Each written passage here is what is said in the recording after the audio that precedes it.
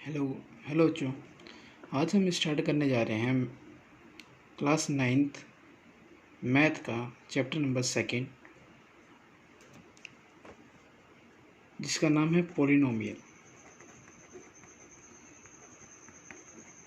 देखिए, ये पॉलिनोमियल जो होता है इसको हिंदी में हम बोलते हैं बहुपद।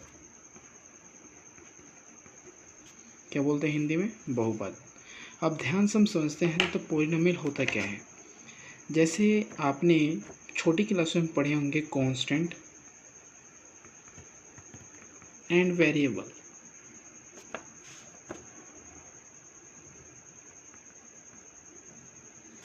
इसको हिंदी में बोलते हैं अचर, इसको चर। अब ये कांस्टेंट क्या होते हैं? जो भी गिनती होती थी 1 2 3 4 5 इस प्रकार से। और वेरिएबल हम उसे बोलते हैं जैसे एक्स वाई जेड या ए बी सी, कोई भी जो अल्फ़ाबेट होता है उसको हम वेरिएबल के अंदर लेते हैं। ठीक है, तो अब हम इस चैप्टर में आगे बढ़ते हुए सबसे पहले हम पढ़ेंगे तो हम पॉलिनोमियल किस प्रकार से बनाते हैं। जब भी आप इस वेरिएबल एंड कांस्टेंट को मिलाते हो किसी भी ऑपरेशन लगाकर, जैसे प्लस का या माइनस का या डिवाइड का या मल्टीप्लाई का, इनमें से कोई से भी ऑपरेशन लगाकर इसको हम सॉल्व करते हैं तो उसको पॉलिनोमियल कहते हैं। जैसे जैसे एग्जांपल देखें।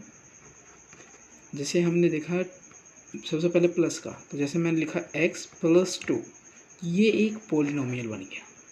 जैसे मैंने लिखा 2x, ये भी एक पॉलिनोमियल बन गया। इसमें ऑपरेशन कौन सा लग रहा है? मल्टीप्लाई का, इसमें प्लस का। और जैसे हमने एक और ऑपरेशन लगाया, जैसे 2 - x, ये भी एक पॉलिनोमियल है। ओके, क्लियर यहाँ तक? कोई भी डाउट नहीं होना चाहिए। अगर हो तो कोई भी कमेंट करें और मुझसे पूछ लेना। ओके, चलो तो आगे हम चलते हैं इस चैप्टर के अंदर। सबसे पहले हम पढ़ते हैं इसके अंदर, तो हमारा एक इसी के अंदर टॉपिक आता है टर्म, जिसको हिंदी में बोलते हैं हम पद। टर्म। अब ये टर्म में क्या होता है तो समझते हैं। जैसे एक ये पॉलिनोमियल है कुछ भी, जैसे x + 2, ठीक है। अब इसमें जो ये आपका x दिखाई दे रहा है ना, ये एक टर्म है और एक ये टर्म है। जैसे आपने 8वीं के अंदर पढ़ा है ये टॉपिक टर्म, तो इसको हम टर्म कहते हैं। क्लियर है? जैसे एक और एग्जांपल दिया, जैसे 2x + 5, तो इसमें कितने टर्म है? एक और ये 2। क्लियर है? जैसे हमने एक और एग्जांपल दिया, जैसे 2x² + 3x + 5, तो इसमें भी ये क्या है? ये एक टर्म है, एक ये टर्म है, एक ये टर्म है। क्लियर हो रहा है आप सभी को? चलो तो हम आगे चलते हुए सबसे पहले हम देखेंगे। अब हम बात करते हैं, जैसे कि हमने इसमें देखा तो ये एक टर्म है, एक ये टर्म है, एक ये टर्म है। तो टर्म आपको क्लियर है? ये तो आपने यहाँ ठीक के अंदर पढ़ा भी होगा, जिससे आपको क्लियर होना ही चाहिए। ठीक है, तो चलो अब हम आगे चलते हुए सबसे पहले हम पढ़ेंगे इसके अंदर कोफिशेंट।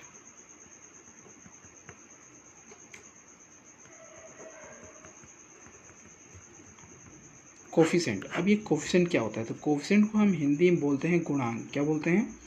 गुणांक। ठीक है, अब ये गुणांक क्या होता है, कोफिशेंट क्या होता है? फॉर एग्जांपल ये देखिए 2x + 5, ठीक है। ये आपके पास एक इक्वेशन दे रखा है, एक पॉलिनोमियल दे रखा है। अब इस पॉलिनोमियल में अगर मैं पूछूं x के साथ में मल्टीप्लाई में क्या है, तो आपको दिखाई दे रहा है 2 है।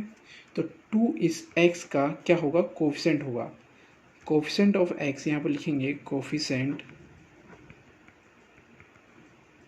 Of x is 2। मतलब इसमें x का गुणांक क्या है? 2 है। आए समझ में? जैसे एक और एग्जांपल देते हैं हम, 2x² + 3x + 5। इसमें अगर मैं पूछूं x² का कोफिशेंट क्या है, तो आप सभी को पता है 2 है।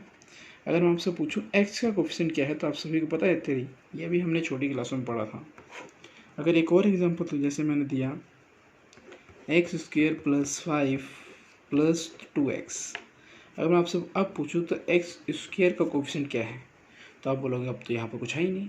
बट यहाँ पर कुछ ना होने का मतलब है 1 तो है ना, तो यहाँ पर कोफिशेंट क्या हो जाएगा? 1। ओके, अगर मैं एक्स का कोफिशिएंट पूछो तो 2। क्लियर हुआ होगा, आई होप सो, सारा क्लियर होगा आप सब। ठीक है, अब देखो जैसे ही आपने ये वीडियो समझ लिया होगा तो इसको आप अपने एक नोट्स कॉपी लेकर उसमें नोट्स भी बनाएं, जिससे आपको अब क्लियर होगा। क्लियर, चलो तो अब हम एक बार एक्सरसाइज अब 2.1 के ऊपर चलते हैं, जिसमें सबसे पहला ही क्वेश्चन ये है। तो जो पहला क्वेश्चन है वो क्या बोलता है, ये बोल रहा है, तो हमें क्वेश्चन में ये पूछा है 4x² + 3x + 7। हमें बताना है ये पॉलिनोमियल है या नहीं। ठीक है, तो पॉलिनोमियल है या नहीं इसको जानने के लिए हमें 3 चीज़ें पता होनी चाहिए।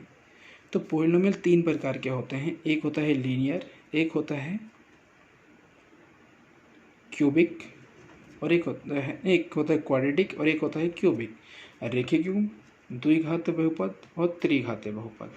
अब इसको जानने के लिए देखो, जब इसकी जनरल फॉर्म ऐसी हो ax + b, उसको तो हम कहेंगे क्या, लीनियर, मतलब रेखिक बहुपद। और जब इसी की फॉर्म ax² + bx + c हो तो ये होता है क्वाड्रेटिक, मतलब द्विघात बहुपद। और तीसरी होती है क्यूबिक, जिसमें त्रिघात बहुपद कहते हैं, ax³ + bx + cx + d। ये टॉपिक आपको 10th के अंदर और अच्छे से पढ़ने को मिलेगा। यहाँ अभी इतना ही पढ़ना है, इससे ज़्यादा नहीं पढ़ना है। तो चलो आगे चलते हैं। अब आपको दिखाई दे रहा है तो ये है। अब ये क्या किसी के फॉर्म में दिखाई दे रहा है, तो हाँ, तो ये इस फॉर्म में है। तो जब भी पावर 2 है, तो आपने देख लिया इसके क्वेश्चन के अंदर पावर 2 है, तो हम लिख देंगे यस, ये क्या है, पॉलिनोमियल है, मतलब बहुपद है। क्लियर, आगे चलते हैं। जैसे अगला क्वेश्चन वो बोल रहा है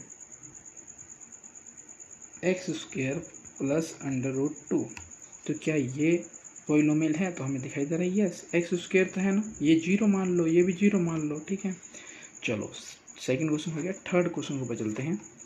ये हमारी एक्सरसाइज है 2.1।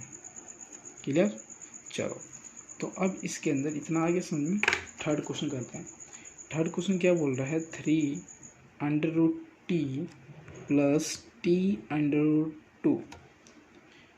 तो मैं अगर आपसे अब पूछूं तो क्या ये पॉलिनोमियल है, तो बताइए है क्या। तो आपको ये दिखाई दे रहा है, ऐसी फॉर्म तो किसी में भी नहीं जिसमें जो वेरिएबल है वो अंडर रूट में हो, तो हम लिख देंगे नहीं, नो। क्लियर, यहाँ पर यस था। अब देखिए जो तीसरा क्वेश्चन आ गया। अब चौथे क्वेश्चन के ऊपर चलते हैं। चौथा क्वेश्चन क्या बोल रहा है, चौथा क्वेश्चन बोल रहा है y + 2/y। अगर इसको देखें तो ये 1/y का क्या मतलब होता है, 1/y का मतलब होता है y की पावर -1। तो इसकी ये हो गया y + 2 × y की पावर -1। तो कोई भी -1 में भी पॉलिनोमियल नहीं होता, तो ये भी नो। क्लियर, पांचवा। अब इधर देखो, इन सभी में वेरिएबल क्या थे, एक एक थे ना, मतलब चर कितने थे, एक एक। अगला जो हमारा पांचवा क्वेश्चन होगा 2.1 का, वो देखिए वो क्या है, x की पावर 10 + y की पावर 3 + t की पावर 50। आप बोलोगे ये कैसा क्वेश्चन आ गया, तो ये भी एक पॉलिनोमियल तो है, मतलब बहुपद तो है, लेकिन इसमें 3 वेरिएबल हैं। ओके, कोई डाउट। तो चलो अब हम सेकंड क्वेश्चन के ऊपर चलेंगे।